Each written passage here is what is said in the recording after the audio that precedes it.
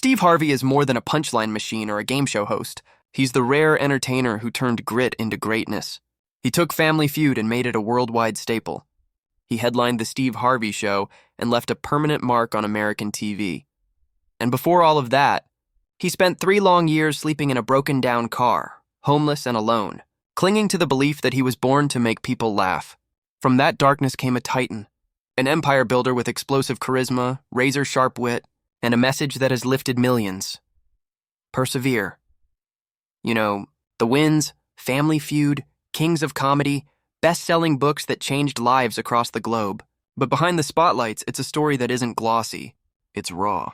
It's a life shaped by poverty, humiliation, loneliness, and private heartbreak that fame couldn't erase. The smile stayed bright for decades.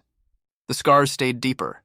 He was born January 17, 1957 in Welch, West Virginia, the youngest of 5. His father, Jesse Harvey, was a coal miner whose lungs paid the price for work underground.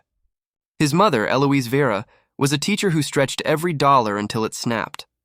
When the family moved to Cleveland, Ohio, they settled on East 112th Street, a tough block with small chances. Years later, that same street would be renamed Steve Harvey Way, honoring the kid who once walked those cracked sidewalks with holes in his shoes and a stutter that made classrooms feel like battlegrounds.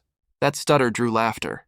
The memory that never left him came in elementary school, when a teacher told each child to write what they wanted to be. He wrote, "I want to be on television." The room giggled. The teacher tore his paper in half and called his parents about his arrogance. He would say later, "I still hear that paper ripping." His father answered with a challenge. "Write it again. Tape it to your wall. Read it morning and night." He did. And when the dream finally came true, every Christmas he sent that teacher a TV, a silent reminder that the boy she mocked now lived in every living room. The road from a torn sheet of notebook paper to a roaring stage wasn't straight. He worked anything that paid. Carried mail door to door in the cold, scrubbed carpets, sold insurance, turned wrenches, even boxed for a check. Nothing fed the soul. Then came 1985 and an open mic at a smoky Cleveland club. He climbed on stage with nothing to lose. Stumbled through the first joke, then another, and the room cracked open. When the host handed him $50, he walked into the night crying, clutching the bill like gold. "I was born tonight," he whispered. The next morning he quit his job. Destiny didn't deliver comfort. It delivered a 1976 Ford as a bedroom and a cooler in the trunk as a fridge. Gas station sinks and public pool showers became hygiene plans. Hunger gnawed. Shame lingered. He nearly quit. Then one night before calling his father to surrender, he pressed play on his answering machine. 2 blinking messages, a gig in Jacksonville for $150 and another the next night for $150. Suddenly 300s, just enough to fly to New York, where Showtime at the Apollo wanted him. One missed call and that future never happens. Instead, he kept going, helped along the way by Rich and Becky Liss, who gave him a carpet cleaning contract and travel credit when he had nothing but persistence. Years later, he thanked them publicly in tears, promising lifelong gratitude. By 1990, he was a finalist in the Johnny Walker National Comedy Search, proof that the voice that once broke in a Cleveland classroom could now command a crowd. Showtime at the Apollo followed, and for 7 years, he stood under those Harlem lights, turning wounds into punchlines and survival into art. The work was punishing. 18-hour days, back-to-back flights, a voice worn thin, but the laughs were armor against the past. TV noticed Me and the Boys in 1994, then The Steve Harvey Show from 1996 to 2002. For millions, he became living proof that you can rise from ashes laughing. Then came a run that crowned him from 1997 to 2000. The Kings of Comedy tour with Cedric the Entertainer, D.L. Hewley, and Bernie Mac. Spike Lee's The Original Kings of Comedy 2000 sealed it in the culture.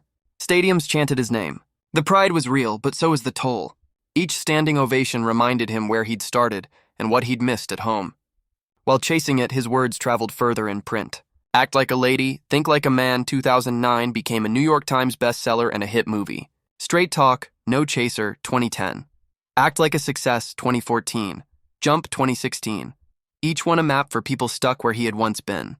Honors piled up. Bet Humanitarian of the Year in 2011, a star on the Hollywood Walk of Fame in 2013, multiple Daytime Emmys, NAACP Image Awards, his boyhood street renamed Steve Harvey Way in 2015. an honorary degree in 2016. Yet in quiet hotel rooms, the applause faded, and the ache of missed family moments stayed. Nothing tested him like December 2015 live at Miss Universe. He read the wrong name. The world gasped. He chose the hard right over the easy wrong and apologized on air. Memes exploded. Headlines said he was finished. He wasn't. He returned the very next year to host again. That wasn't about a crown. It was about reclaiming a voice and proving that character is how you stand back up. The blows kept coming. In 2019, NBC canceled his talk show Steve. The announcement hit him almost when it hit the public. He stood on that final taping and said, "This is just a new chapter. I'm 62 years old and this book of mine still has pages left." It wasn't bravado. It was a compass for anyone watching who had just lost something they loved. The deepest crisis wasn't on stage. It was in the books. After a bruising divorce in 2005, he checked a bank screen and saw $1,900. Then came the nightmare. For 7 years, taxes hadn't been filed. Interest and penalties stacked high enough to bury him. He built a plan and went to war against the numbers. Morning radio became the lifeline. Fear became fuel and discipline became law. Books followed. Act Like a Lady, Think Like a Man, 2009. Straight Talk, No Chaser, 2010. Then in 2010, he took over Family Feud. Within 3 years, the ratings exploded. He kept sending those checks to the IRS until the burden lifted. $1 at a time. "I thought I was finished," he said. But God wasn't done with me. His personal life carried bruises too. He married Marcia in 1981. They had 3 children, twins Brandy and Carly and Brick Jr., but poverty and relentless grind eroded the marriage. It ended in 1994. In 1996, he married Mary Shackelford.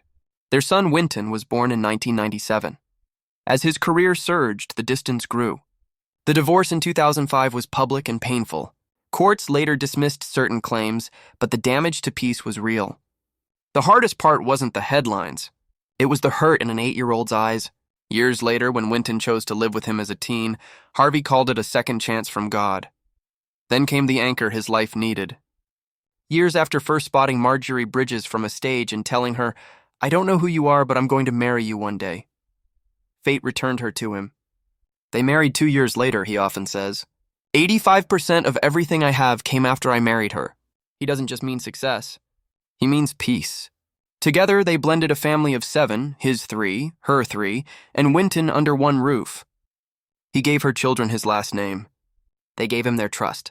In 2015, during a televised tribute, her son Jason looked him in the eye and said, "You gave me your last name. There's no one better than you, Dad." Harvey wept, not as a celebrity, but as a man forgiven. By now, Harvey isn't just performing, he's building. Since 2010, he's been the face of Family Feud, now filmed at Tyler Perry Studios in Atlanta. Celebrity Family Feud on ABC is set for another season in 2025. The Steve Harvey Morning Show runs daily from 6 p.m. to 10 a.m., reaching millions via syndication and podcasts. Through Steve Harvey Global, he's licensed Family Feud in South Africa and Ghana.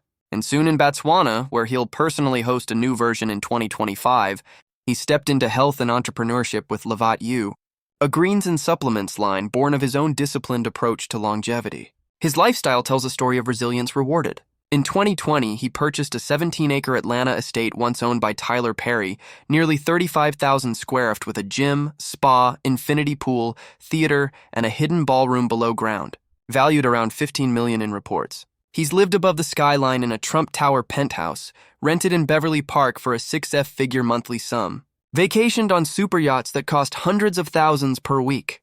The garage glitters.